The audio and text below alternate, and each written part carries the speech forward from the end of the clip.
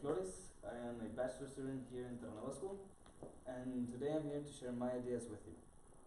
So, what I hope to achieve is that you, upon leaving this auditorium, are going to be able to use the tools and knowledge I'm trying to convey in your day-to-day life so that you can create beneficial situations for personal growth. What am I going to be talking about today? Well, the importance of you. Giving you a little bit of context, these last few years have been extremely life-changing for me, as I've gone through a lot of changes in my identity and who am I, and asked myself a lot of questions. I've decided to approach this in more of a learning opportunity instead of a one-time thing that won't happen again, because this way I can get a lot of benefit out of it. Now, as I said before, these last few years have been extremely happy for me. I've had things such as party and friends and school and family, which have been all pressuring me a lot.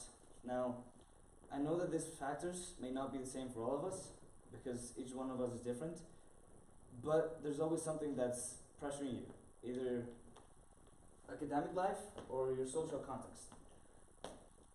Now, all this pressure is going to build up, and eventually it will break you. How can you soften up this hit so you don't get depressed and mad and furious? Well, just be you. Now, the thing is, I don't mean it in the same cliche way you've heard it before, as you shouldn't be leading a life where you're not the main protagonist, which is also true. I mean in a way bigger meaning. You shouldn't be letting other people take control of your life. You're the main protagonist, and that's true. But you should also be taking care of yourself. Now, there will be times where you feel pressured by your friends, which is called peer pressure, and it's normal. It's something that's bound to happen, and you have to accept it. Now, the only thing you can change is the way you approach it.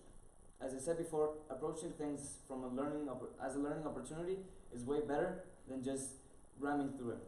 Now, this will help you learn to stand up for yourself and make your voice be heard.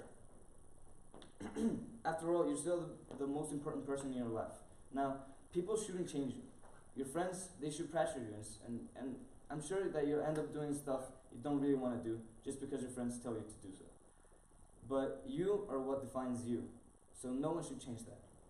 Now, as you are still the most important person in your life, what should you do next? You should take care of yourself. In the last few years, I've gone through a lot of changes and a lot of doubts. In my experience, I've gone from questions like who am I, what have I learned, and why am I the way I am. All these doubts may clog up your mind, and you're not going to be as efficient as you were before. I mean, if you have something at the back of your mind all the time, which is troubling you constantly, every single day, you're not going to be able to concentrate. And taking it from an academic perspective, you're never going to be able to devote your 100% to something if you're always thinking about something else. Now, I want to ask you a question. How many times have you felt overwhelmed in the last year? Now, that number has probably tripled or quadrupled for me. And how have I dealt with this? Well, by taking my time. It's not being selfish. It's just knowing your priorities. If I am the most important person in my life, then I should take my time to make sure I am doing fine. But there's some situations where just taking your time is not enough, where you should seek help. Now, this is critical, because if you don't choose the best person to seek guidance, you might actually end up going towards the negative side. Because something that works for me will not necessarily work for you. Even though if you're choosing your parents or a teacher, they might actually lead you in the same steps and processes that they took in their early days. And that's not always good, because there's some times where you and your parents, you and your family are extremely different persons. And sometimes the same thing that worked for them doesn't work for you.